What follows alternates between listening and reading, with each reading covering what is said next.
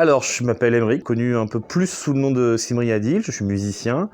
Depuis une quinzaine d'années, voilà, je fais un petit peu parler de moi. Et au sein de différents groupes, et puis un peu plus de 10 ans, j'ai commencé à jouer en solo sur différents projets, et dans différents styles, que ce soit rock, électro, sampling, ou des choses comme ça. C'est débile, hein, c'est un truc que j'ai trouvé quand j'avais 16 ans. Malheureusement, j'en ai bientôt 40 et il faut que je l'assume encore. Cymbrien, en fait, c'est juste mon prénom mis un petit peu dans tous les sens. Et en fait, j'aimais bien parce que ça avait une connotation un petit peu indienne et un peu asexuée en plus. Il y a beaucoup de gens qui pensaient, en voyant juste ce nom-là, que j'étais une fille. Et en fait, ça me plaisait bien à l'époque. Et Deal, en fait, parce qu'à l'époque, à 16 ans, j'étais très amoureux de Kim Deal, la bassiste des Pixies. Voilà. Maintenant, il faut que je vive avec. J'ai toujours fait de la musique en fait. Étant gamin, on m'a mis devant un piano assez tôt, vers 6-7 ans.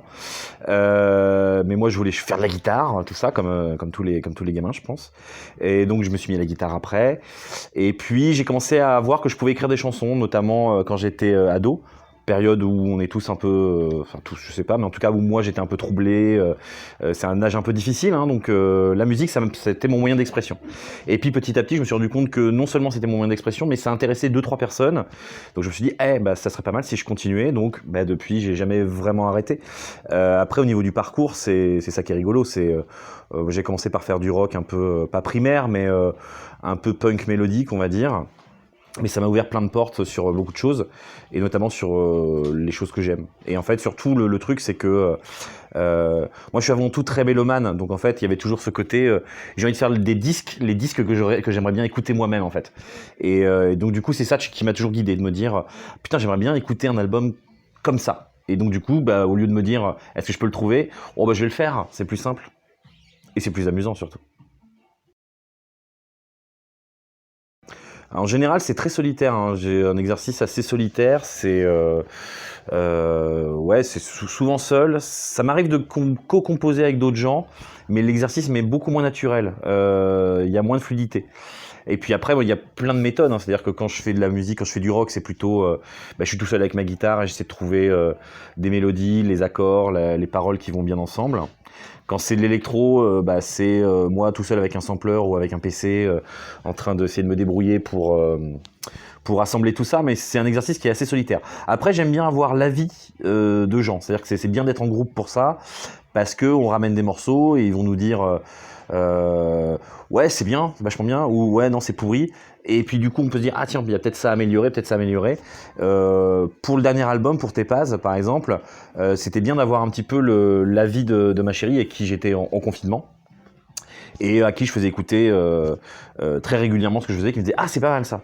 Ça, c'est ouais, bon, sans plus. Je voyais, en fait, j'arrivais assez à jauger par ses réactions si le morceau était accrocheur ou pas. Donc, elle m'a beaucoup aidé pour ça. Parce que en plus elle n'est pas particulièrement versée dans la musique, elle n'est pas musicienne au niveau auquel je suis, et donc du coup ça me permettait aussi d'avoir l'avis de quelqu'un qui était un peu vierge de tout ça, de juste se dire musicalement est-ce que c'est bien ou pas, sorti de toute autre considération. Voilà, et ça c'est cool. Donc c'est solitaire, mais il y a quand même une partie qui est collective. Ça, c'est plutôt pratique, ça fait partie du fait d'être musicien depuis pas mal d'années, c'est qu'au fil des ans, j'ai pu m'équiper et avoir tout ce qu'il fallait à la maison pour pouvoir faire ce que je voulais. Pendant le confinement, j'étais pas chez moi, donc j'ai dû prendre un peu le strict nécessaire pour être chez ma chérie, mais ce qui était très bien, parce que ça m'a permis aussi au-delà de faire cet album-là, de faire aussi des reprises avec ma chérie, mais un peu avec les moyens du bord. On n'avait pas toujours ce qu'il fallait, et c'était assez rigolo de faire toutes ces choses-là, mais avec des bouts de ficelle des fois, c'était rigolo. Mais c'est bien, c'est amusant aussi, hein. C'est-à-dire qu'on a toujours tendance à dire que les limites permettent la créativité. C'est-à-dire que quelqu'un qui est lâché au milieu d'un champ créatif absolu, on va dire vas-y sois créatif, ouais, mais dans quelle direction je pars exactement? Alors que là globalement, quand on a ce genre de limites,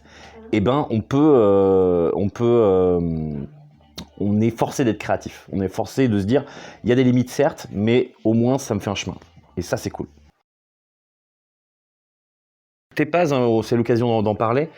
C'était vraiment un album que j'ai fait qu'à partir de samples. Il y avait un album que j'adore d'un groupe qui s'appelle The Avalanches, qui est composé qu'à partir de samples. Voilà, 99% de samples, un truc comme ça.